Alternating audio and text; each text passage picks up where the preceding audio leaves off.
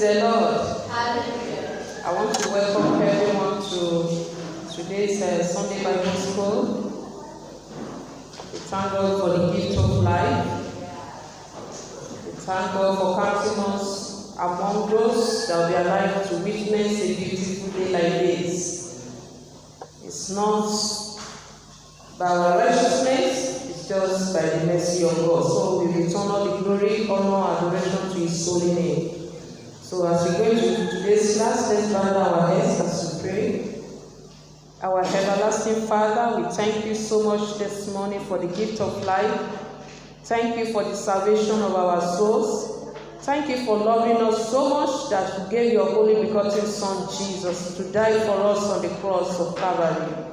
Thank you, dear Lord Jesus, for loving us so much that you gave your life for our life. We were the one that was supposed to be crucified on the cross. You were sinless. We were sinful, but you took our place. It became sin for us to become righteous. We are sincerely grateful. We say thank you for this sacrifice you made on our behalf. We say may your name alone be glorified in our lives. We humble ourselves before you today. We want to know more. Father, we pray through the lesson of today, speak to our hearts in the language we shall all understand. The power behind the word of God, we want you to be activated in this place today, that every ear that will hear the word and every heart that will receive this word will understand, and the grace to be the doer of the word will be released upon us. Holy Spirit, we welcome you. Take over this class from me. I know nothing. I humble myself and I hide behind the cross. Holy Spirit, speak through me and let every one of us in this place be blessed. At the end of today's lesson, everybody here will have cause to say thank you, Jesus. We worship you for you are faithful. In Jesus' precious name we have prayed. Amen. Amen. So today we'll be taking lesson 5. Lesson 5. And the topic for today's lesson, the general topic for today's lesson is repentance, the first step. Repentance, the first step.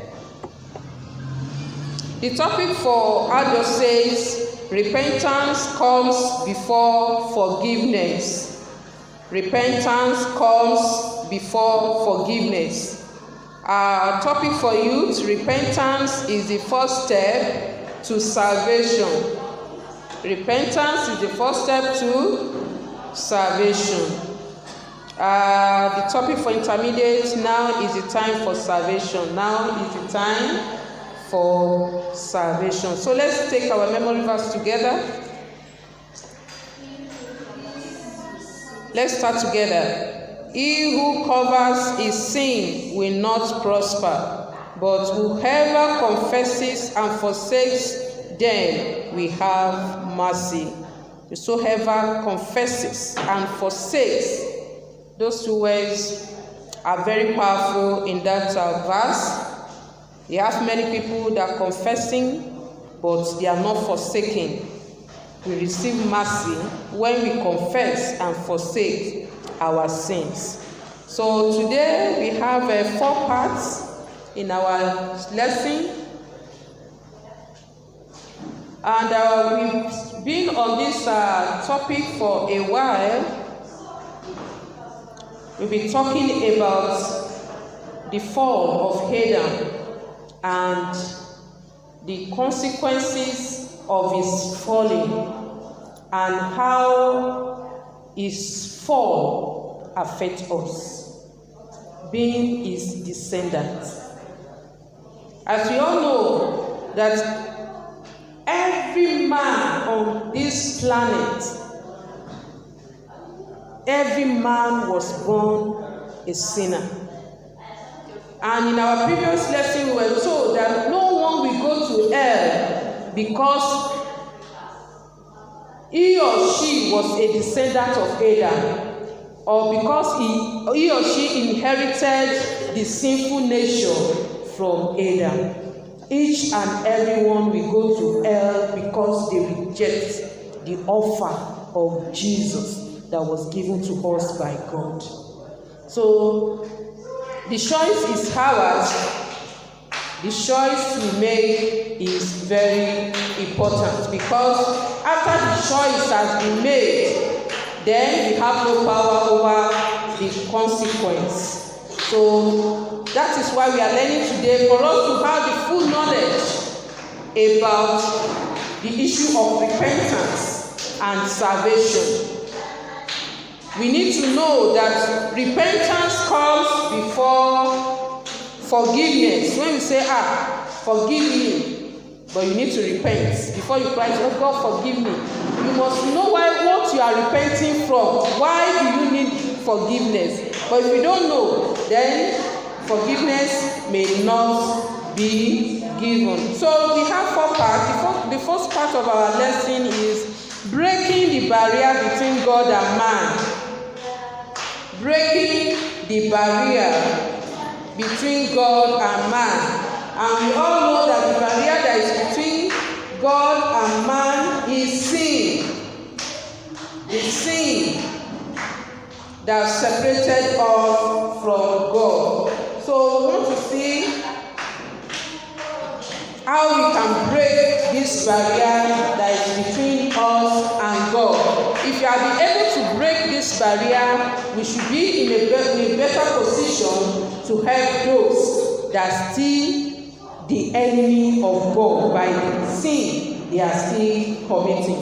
So we remember very well, we talked about the fall of Adam in the Garden of Eden, how we discussed about the mutilated gene of God. You know, God put his gene in Adam and Eve. That was the time that they were sinless, no sin. They were holy, they loved God, God loved them. God will come down in the cool of the day to play with them because they carried the nature of God. God breathed into the nostril of Adam. He became a living spirit, a living soul, a living being, because he was carrying the spirit of God in him. God is holy. Adam at that point was holy. He had no thought of evil because God is good. God is not evil. And when the devil came, he came to plant disobedience into their life. And the spirit of God, which is holy, cannot accept the spirit of disobedience, cannot allow, cannot dwell in Adam. The spirit of God immediately left Adam. And that death that God told them, if you eat this fruit, you will die. They actually died, but spiritual death. That's separation from the spirit of God. So that's not the fact that they were still living, but the presence of God left them. Everything about God now became, nothing to them. They cannot obey God again. They cannot love God again. They cannot even look at God. God sent them away from the Garden of Eden that he had provided for them. Because of this gene of Adam and Eve that been changed, they cannot love, they cannot see God eye to eye again. There was this barrier, and the barrier is the sin. When the devil took over from the spirit of disobedience in the life of Cain and Abel, you see, the sin begins to increase. And everyone born of Adam and Eve, we all became enemy of God, because their blood flowed in our blood. We are their children. According to the book of Hebrew, talked about that Abraham was carrying the children of Levi in his loin when he paid tithes to Melchizedek. Yes, I hope I got that word correctly. When he paid his tithes, and it was recorded that all the Levites paid. Adam also was carrying us in his his loin when he fell and committed sin. So we were with him. Adam was our federal head. He was our representative. He was carrying us. He was called man. When he fell, we all fell. No wonder the book of Romans chapter 3 said, for all have sinned and come short of the glory of God. That's why nobody will say I was born a saint. Nobody is born. Even a day-old baby is a sinner. Not because he has committed it, not a sinner by acts, but a sinner by nature.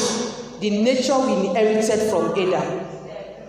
So that is why we must look into our life and know the position we are right now. Have we made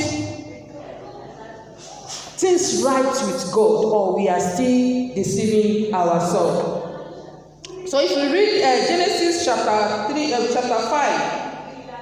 we will see the point I'm trying to make there. Genesis chapter 5 from verse 1 to 3. Genesis chapter 5 from verse 1 to 3 says, this is the book of the genealogy of Adam.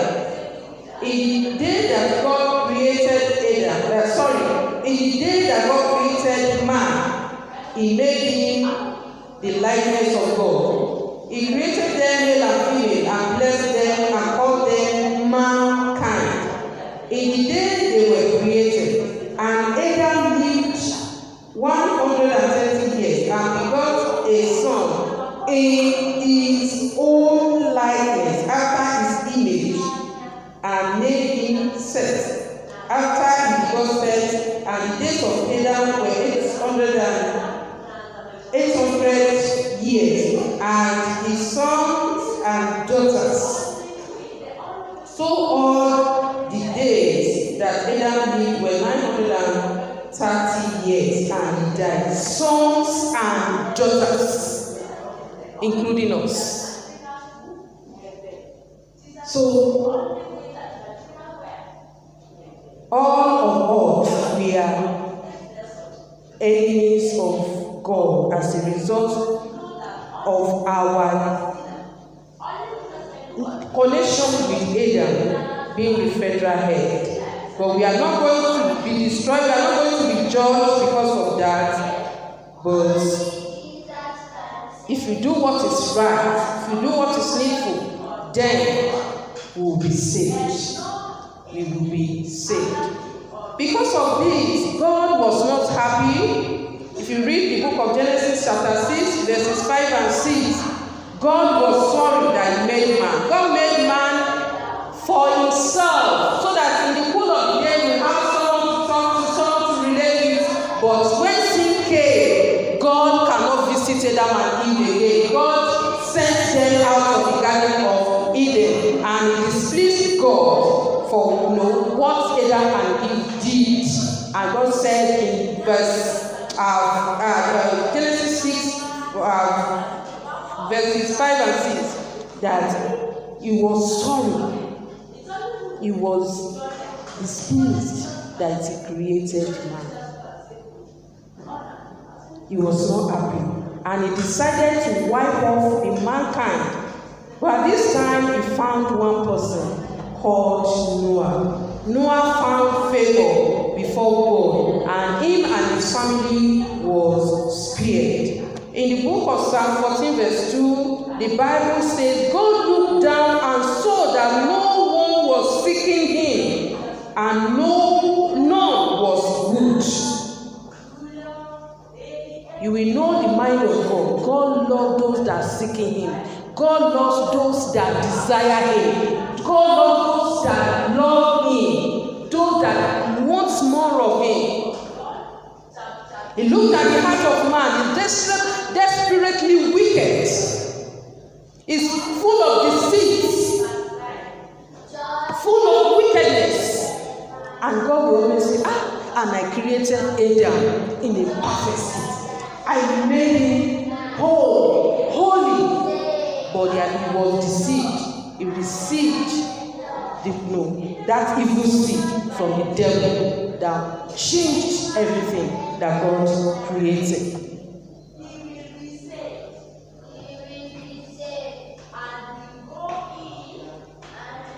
God created them with his own nature, that's God's nature. But the nature was changed to another nature that is called sinful nature. And because of that, we cannot please God again. We cannot relate with God. We became enemy of God. And if this continues till a man died, the person will end up in eternal separation from God, which means the person will find himself herself in hell. And because of this, God made a provision for our coming back to him.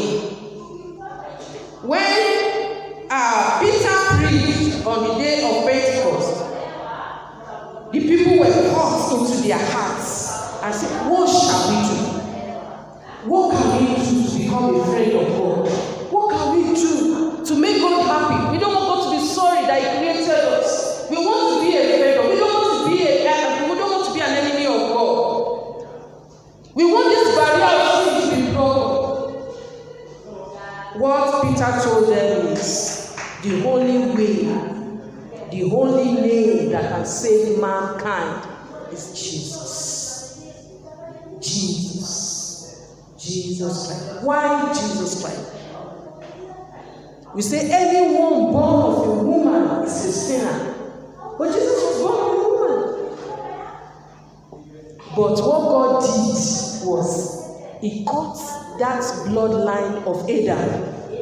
That line, that bloodline that was flowing from Adam. That is why Joseph was not the father, the biological father of Jesus Christ. That line, bloodline was cut. Holy Spirit overshadowed, planted the seed of Jesus into the womb of Mary, in order for Jesus to be the perfect person to break the barrier. That is why whosoever we call on the name of Jesus will be saved.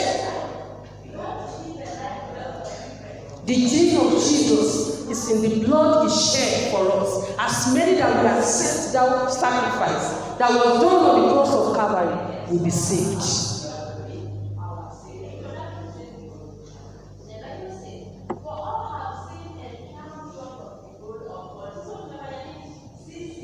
Let's read what Peter told those people, the people that asked him that question. Acts of Apostles,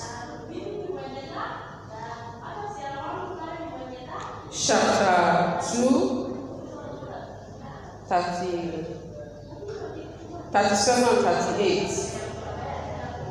Verse 37 says, now when they heard this, that's when Peter has preached to them, they were caused to the heart and said to Peter and the rest of the apostles, men and brethren, what shall we do? Then Peter said to them, repent and let every one of you be baptized in the name of Jesus Christ for the remission of sin, and ye shall receive the gift of the Holy Spirit. Repent.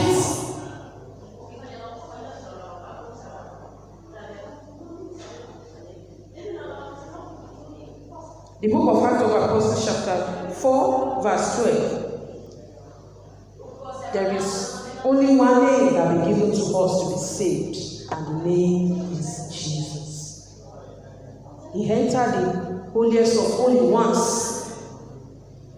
and the sacrifice was done. We were taught last week, before they were the priest will go in there once in a year to sacrifice every year for the sin of the people. Even if the priest is not holy, if he goes into the holiest of holy, he will die there. You know the life of many that wasted in that place. But Jesus came and made that sacrifice for us once and for all. It is appointed unto man once to die after death is judgment. And he said there is no forgiveness of sin, there is no remission of sin except by the shedding of the blood. So we are sentenced to death. We are supposed to die. We committed that sin. We are sinful because of the sin we committed and because we are descendants of Adam and Eve. We hold debts we could not pay, but Jesus is sinless, came and took our place.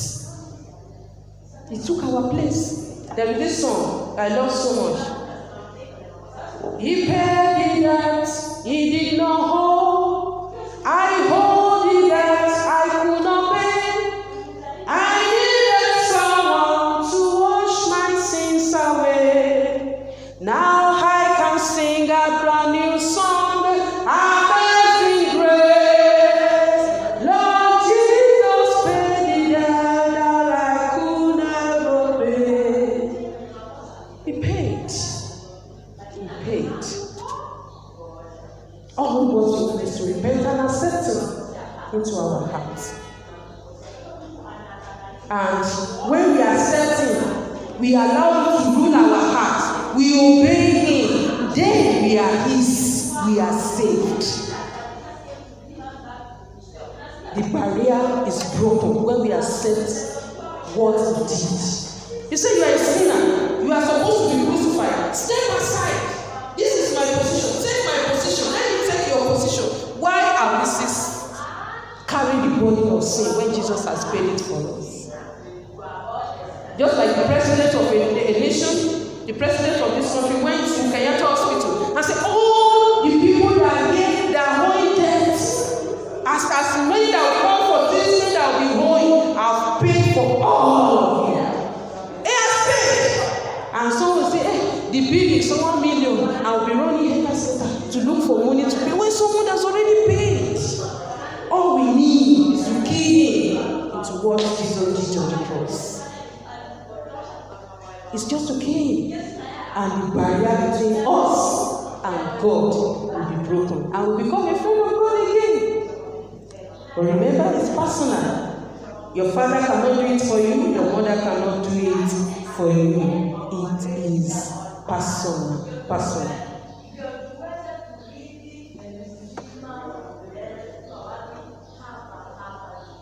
I read from the book of 1 Corinthians chapter 6.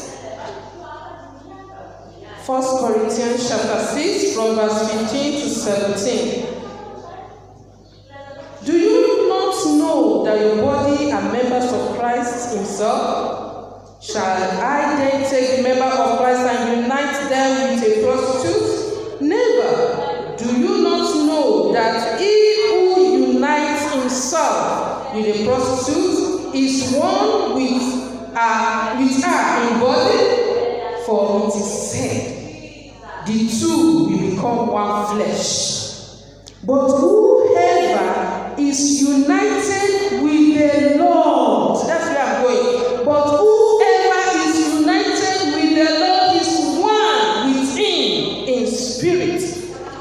By accepting Jesus into our life is uniting with Him, and we are His. We are one with Him in the spirit. So when we say we are born again, we are washed by His blood. We are the same, we are one with Him. We are one with Him. So it's not a matter of mouth, it's a reality. We are one with Him in spirit. So we want to go further from there. How can we be one with Him in spirit? How can we be one with Jesus? That will take us to the part 2, exhibit 3 elements of repentance. We have 3 points that we want to look at. In our manual, we have those Greek names. I'm sorry, I'm not a Greek person, but you pardon me the way I will try to pronounce them. The first Greek word there that I want to talk about is metanoel.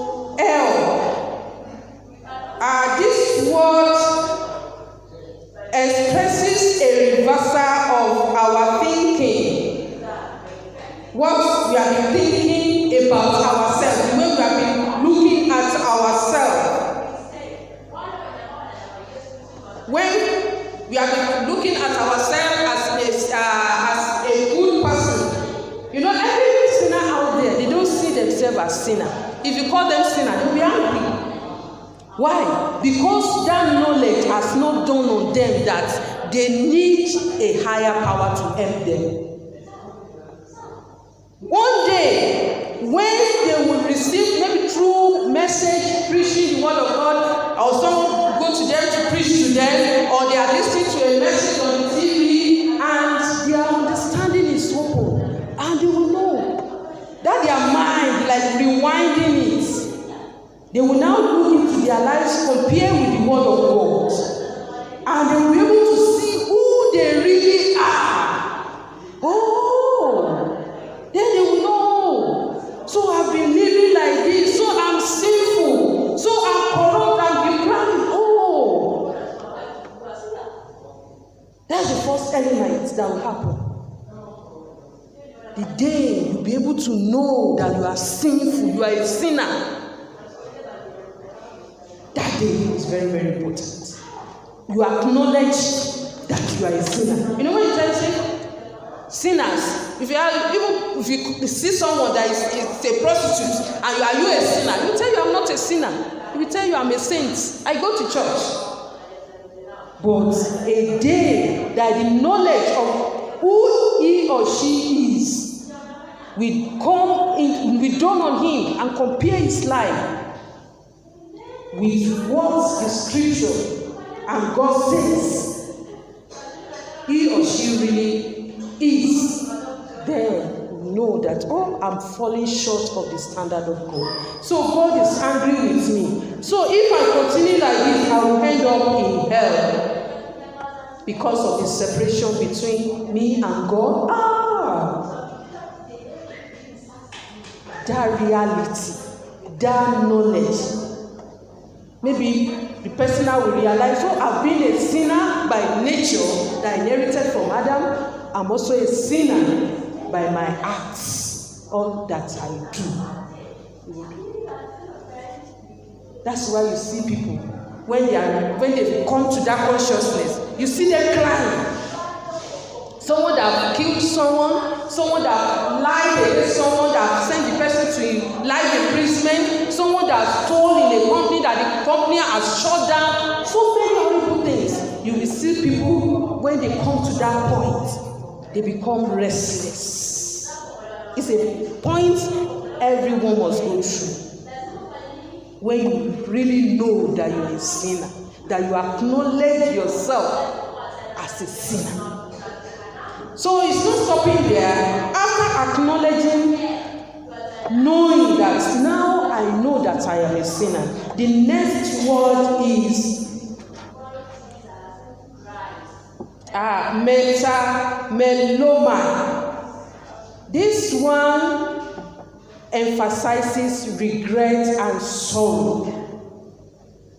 After knowing that one is a sinner, you will see that pain in one's heart, that God loves me so much. So this is the way I've been living to make him unhappy. According to that Genesis chapter 6, that says God was sorry for creating us. God was so happy the way we are living. So God is lamenting over my life every day, the way I live my life. We will find that, we'll see that sorrow, that regret. Because now we know we are enemy of God, because we are committing sin, and we know the end of a sinner.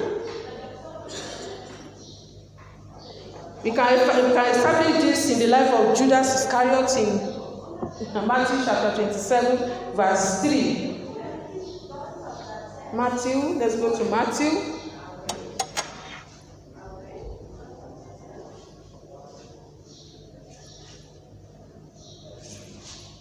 Matthew chapter 27, verse 3. You see what Judas did. Then Judas is betrayed. Seeing that he had been condemned, that is, Jesus has been condemned, and was remorseful, and brought back the 30 pieces of silver to the chief priests and elders, saying, I have sinned by betraying innocent blood. And they said, what is that to us? You see to it. What is your business? You sold your master. But at that point, he felt bad. He felt sorrowful that he betrayed Jesus, the innocent one. So at every point, a sinner, after acknowledging that he or she is a sinner, must be sorry, must be sorrowful for all the sin that he has committed. That heart must be the next point, the next thing that will happen in our life. At this point, you are fully aware of the consequences of being a sinner. You then feel sorry for being an enemy of God. It is used when one is remorseful and full of regret on the account of sin, but not necessarily a change of heart, because at that time, Judas did not change his heart, neither did he ask for forgiveness. You know what he did. You know what he did. So we go to the last Greek word, which means change of direction. So after we acknowledge ourselves as a sinner, and we are sorry for the sin we've committed, then there will be a turn around. Change of direction, change of lifestyle, change of will, change of everything that we used to do. There will be a change in our life. It is a point when a sinner seeks mercy and turn away completely from his or her sin. At this point, we'll be begging God for mercy. Lord, I know I'm a sinner. Forgive me. I know I'm a sinner. That's where our memory verse, he who covers his sin will not prosper. But whosoever confesses and forsakes, say, I'm been stealing. Lord, forgive me. And the following day, you still went back to that stealing. That's not, how to repent. That's not how to repent. That's not how to. It is good to note that repentance is not complete unless one has completely forsaken his or her sin. Repentance is not complete. Immediately you say, Lord Jesus, I surrender my life to you. Accept me as. He will wash us, cleanse us, and we are saved. But repentance, we need to work on that sin until you overcome. There are three types of salvation. We are saved from our sin. The work Jesus did for us on the cross, we are saved. There is this continuous one. Because we are still in this body, the devil will continue to tempt us. So every day we are being saved from all the temptation, because we are in this world that is full of sin and corruption. We are being saved daily. And the devil is coming to tempt us. We are saved from it. Say, God, help me. Jesus, help me. I will not fall into this. Then the final one is when Jesus will come. We will be saved from the presence of sin. When Jesus will come in glory, there will be no word like sin again. We will all be saved completely. So when we talk about repentance, you say we are born again, but that sin, we need to deal with it. That's what we call sanctification. This is the uproot of that sin from our life. It's not a day thing, it's a continuous one.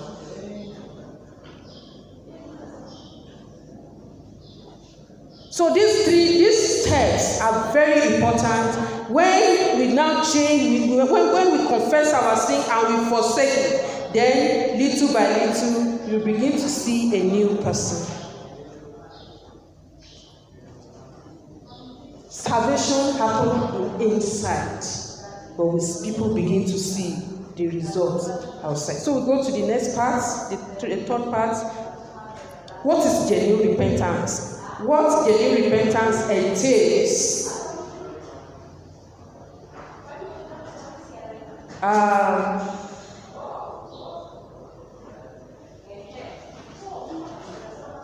We have two examples in this third part. The first example is from the 2 Kings chapter 22, from verse 8 to 13.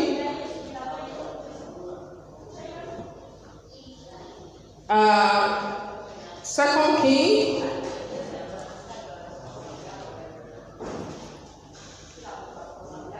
let's turn our Bible to that place. Second King, chapter 22, from verse 8.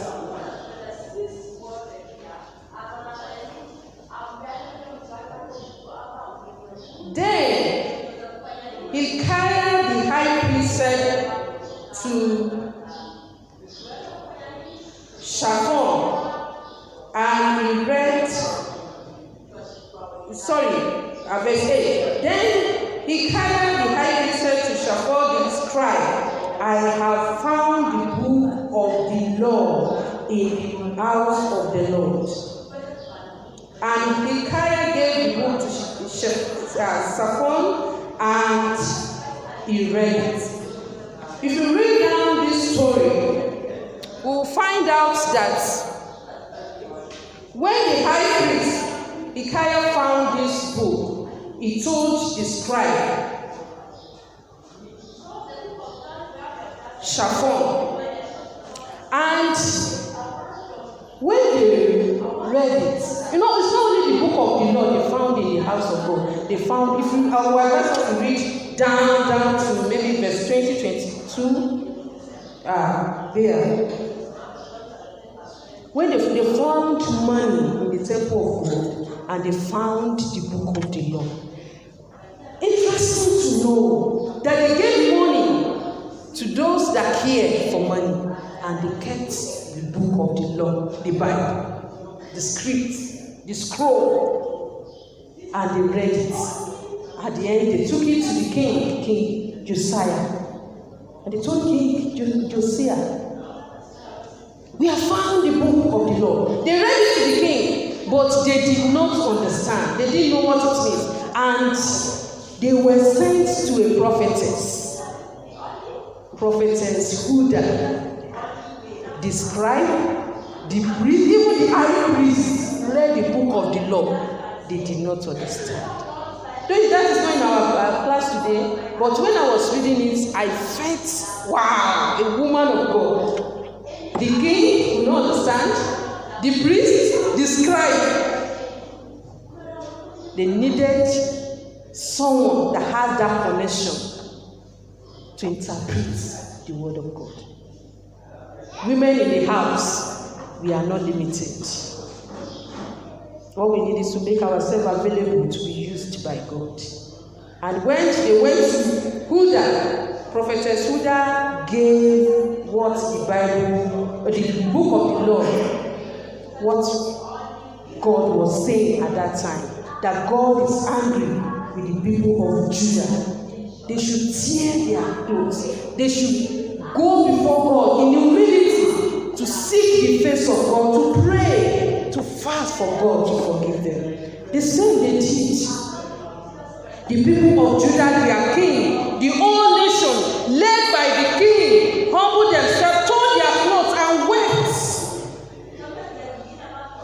And they did that from their hearts because they knew what they had done. They know that they are separated from God. God is not happy with them. They went before God and tore their clothes. Today we are not asked to tore or to tear our clothes.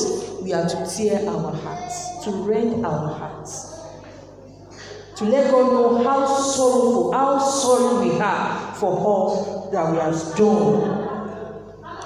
And King Josiah did not stop there. All the prophets of Baal, all the prophets, the priests of Baal, all those worship, the idols they were worship, he killed all of them. He didn't want to see them again because they have misled them.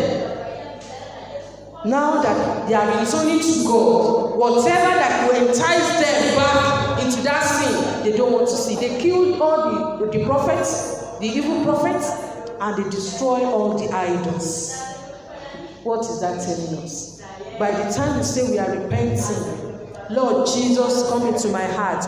All the things that will draw us back, we need to deal with them. We need to remove those things that will easily draw us back to all the sin we've confessed. It could maybe the friends that we have. Maybe friends. The same friends you need to commit that sin together. Maybe boyfriend, girlfriend. You need to separate yourself. Or man friend, woman friend. All those things, you need to break that link. You need to break all materials you have in your house that always remind you of those things. You say, I used to remember when I used to go to club. Oh! So which means the life you have now is not better than that. Whatever that will be reminding us of those days, we need to cut off from all those things. If someone that has the problem of pornography and you have all the tapes, the pictures, the magazine, there is no day the devil will not tempt you with those things. You need to burn them. Destroy. Don't give to people. Some people say this clothes is not good. Maybe as a prostitute, the clothes, the way they dress. You say, now I'm born again, I want to dash it out. So you want that person also to become a prostitute? There are some materials you don't give out, you destroy them. You destroy them. So whatever, maybe once in our cultism, all those materials need to be destroyed. And from there, we begin to pray to God to lead us. To lead us. So when we say we are repenting, we know we are sinners, we say God forgive us. After receiving that repentance, after receiving God's mercy, we need to do our part. Because as we go on this journey, the devil will always come. If Satan can tempt Jesus, who are we not to be tempted? Temptation will come. But if you don't give room for some temptation, the devil will not be able to enter into. But if you keep those things, if you still keep those friends, the devil will use them to bring you down. But if you separate yourself from all those things, all those past lives that can remind you, or that can connect you with more past life, then you'll be able to move very fast. You'll be able to grow in the things of God. That's one example. When the king heard the word, he saw himself as a sinner, he saw the whole nation as a sinner, he prayed, he cried to God with the whole of their hearts, and God forgave them. And they destroyed whatever that could link them with such life again. Another person that I want to look there at part 3 is Judas Iscariot. We read more about him the other time. Let's read from the book of Matthew chapter 27. Let's see how he did his own repentance. Matthew 27 from verse 1 to 5. Matthew 27 from verse 1 to 5. When morning came, all the chief priests and the elders of the people plotted against Jesus to put him to death. And when they had found him, they led him away and delivered him to Pontius Pilate the king. The verse 3. Then Judas, his betrayer, seeing that he had been condemned, was remorseful and brought back 30 pieces of silver of the chief priests and elders, saying, I have sinned by betraying innocent blood. And they said, what is that to us? You see to eat. Then he threw, look at that verse 5. Then he threw down the pieces of silver in the temple and departed and went and hanged himself. That's not a genuine repentance. That is not no matter how big the sin we've committed. Once we are sorry, once we recognize that we have committed a sin, when we recognize that we are sinner, and we have that sorrowful, that heart, the sorrowful heart, that Lord, we are so sorry, He will forgive us. The last part is what Judas Iscariot missed. That he has betrayed his master does not mean that God will not forgive you.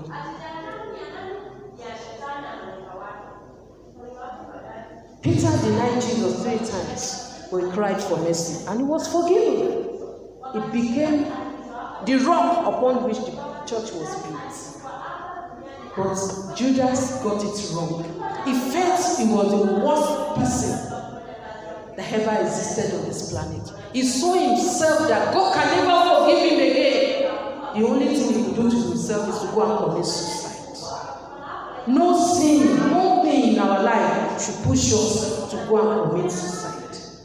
There is no sin that God cannot forgive. There is no sin.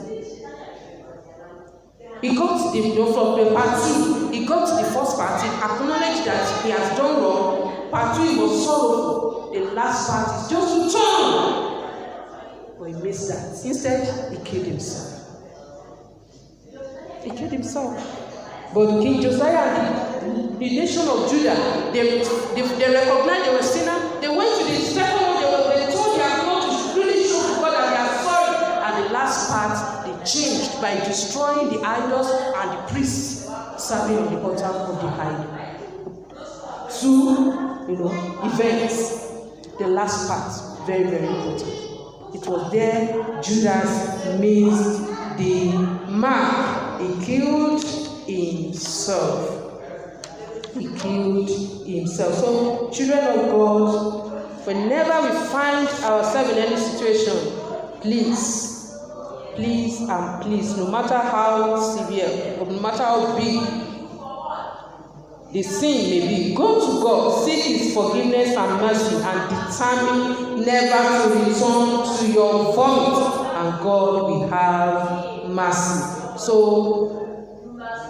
genuine repentance is when we acknowledge ourselves as sinners, we are sorry, we repent, and we turn from that sin. That's a genuine repentance. So the last part is bear fruits worthy of repentance. Bear fruits worthy of repentance. 2 Corinthians chapter 5, verse 17. If any man is in Christ, is a new creature, all things are passed away. Behold, all things are new. After we have gone through the 3 elements we mentioned, we have turned from that way of life. You have chosen a way, a new lifestyle. You change your way from how you used to be. That time when you be able to say, I used to be this, but now I'm this. If we call ourselves a believer and we can't see these 2 lives, that this was how my life was before I met Christ, and now this is who I am, there should be a difference. People must be able to see it. It's happening on the inside, but the fruits will be seen the way we live our life. Our character will change. Our habits, our lifestyle. People will see that, this person has really changed.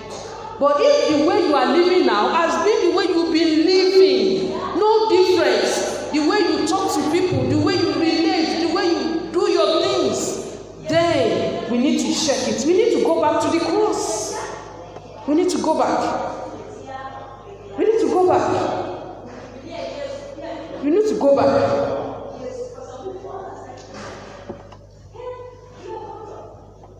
Because the new habit and character we develop after getting born again are what is referred to as fruits of repentance. Fruit of repentance. In the book of Luke chapter 3, from verse 7 to 14, that was when John the Baptist was talking to the people that came for baptism. I was telling them what to do and what not to do. If you are a tax collector, you must stop collecting extra from those people you are collecting money from. If you are this, if you are a soldier, you must not intimidate people. He was telling them what to do. so that while they are living in Christ, people will see the fruit of their repentance. People will see Christ in them. People will see Christ in them. That's why it's very, very important that when we claim that we are born again, we must bear fruit of repentance. Like the message we had on Sunday, let others see Jesus in you. Let others see Jesus in me. People are not reading their Bible again. They are the book they are reading. If you used to be a good fighter, when you are on stage, everybody will give space because you are ready to display. But when you acknowledge that you are a sinner by the nature you inherited from Adam, and you are a sinner by your acts, and you know the end of a sinner, which is hellfire, and you know what Jesus had done on the cross for your sake, and because of the sin you be committing, you are an enemy of God. The barrier has been between you. The sin has become a barrier between you and God. And go before God and say, Lord, I'm sorry. Lord, I'm sorry. When you see someone that comes to the altar to give his life or life to Jesus and is crying, those are the genuine repentance. Not those people that say, what is the pastor saying? What did he say? He said we should give our life to him. Hey, let's go now. Let's go and give our life also. And they come here and be laughing. If you laugh to the altar, you will not last on the altar. Those that cry to the altar, they are the ones that will last. Because they know that they are sinners. They know they cannot help themselves. They know it's only what Jesus did that can help them, and only Jesus can save them. They see their with sorrowful hearts, they come to the altar with the heaviness, that heaviness in their hearts, and they pour it by crying to God, Lord, save me. If there are only one person you want to save today, let it be me. Have mercy on me. And they cry. Those ones. They make up their mind to change the way of they live their life. A change of life. And they begin to live a new life. Consciously. They know if the person is a liar, will know that I'm a liar. And now I'm in Christ. I must not lie again. Anytime, anything, they will take their time. The devil say, lie, lie, lie again. Lie is our habit. Lie is our nation. Lie. If any man is in Christ, is a new creature. All things are passing. Behold, all things are done. Take your time. I say, oh, I'm sorry. This is how it is. And the devil will say, wow, what has happened? Ability to say no to the devil. They say, somebody to say that you know someone, that if the person is even greeting you good morning, you need to look at the time to really know that it's morning, because the person can lie very well. I have my past life. We all have our past life if we are truly born again. If you are a professional liar, you know how to permutate things, how to reorganize things to look big, bigger than out, so that people will say, oh, you are the one. But in Christ Jesus, we need to leave those habits. Little by little, people will know that, this person has changed. If you say you good morning, it's actually good morning.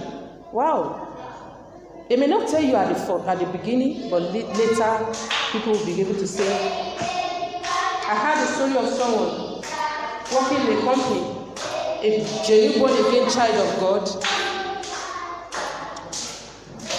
There was a problem in that company.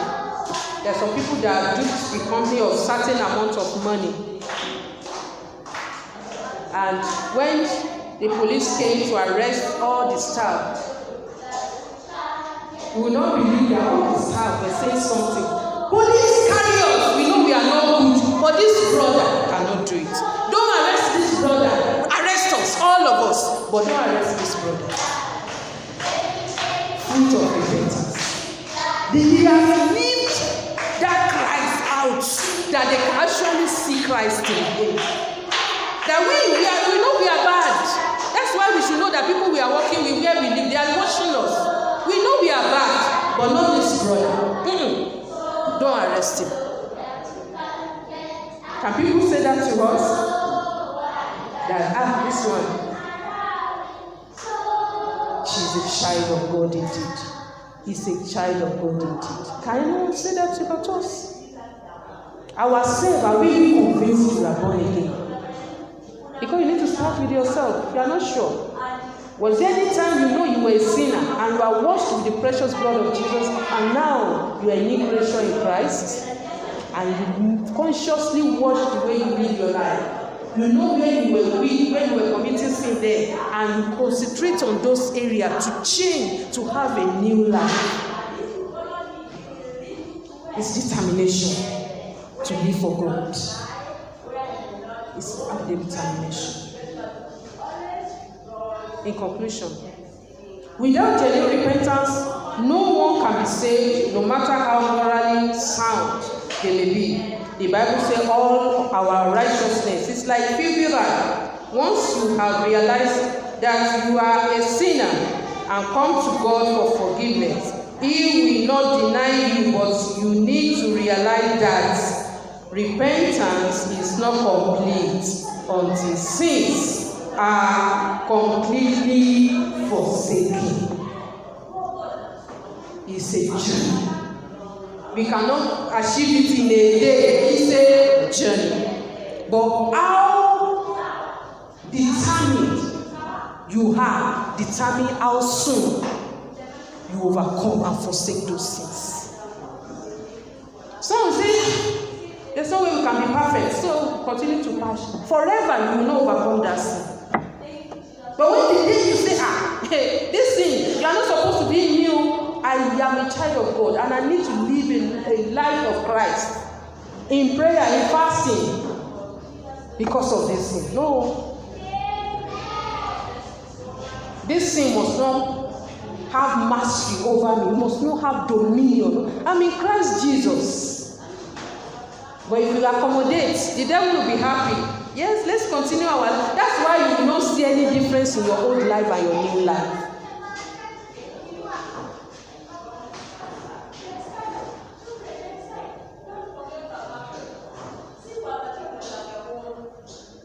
Repentance first.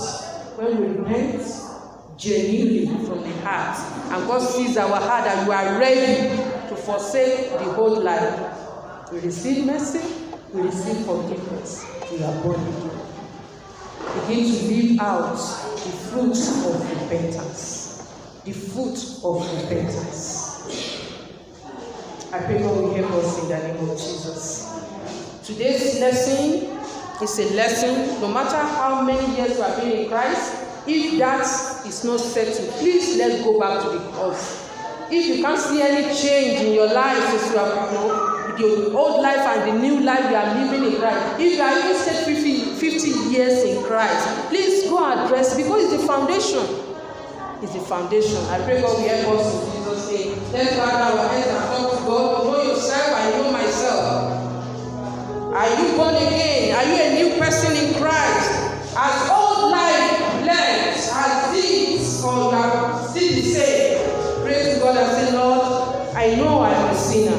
I acknowledge myself as a sinner. I know the sin I'm committing. I'm so sorry. Forgive me.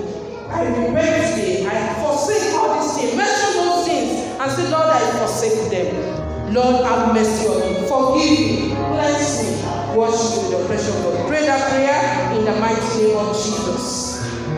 And if you are born again, you are a child of God, pray for grace to continue to live in the will of God, to continue to bring forth the fruits of repentance. Maybe your fruit is 20%, increase 30%, no, 70%, until we see Christ who will perfect our life, until we have that last salvation, that is deliverance from the presence of sin. When we see Jesus face to face, then there will be no sin. At that time, we will be 100% in Christ. Let the Lord uphold me and uphold me. Our Father, we say thank you for this word. We receive it, oh God. We pray. Let it be faith in our heart that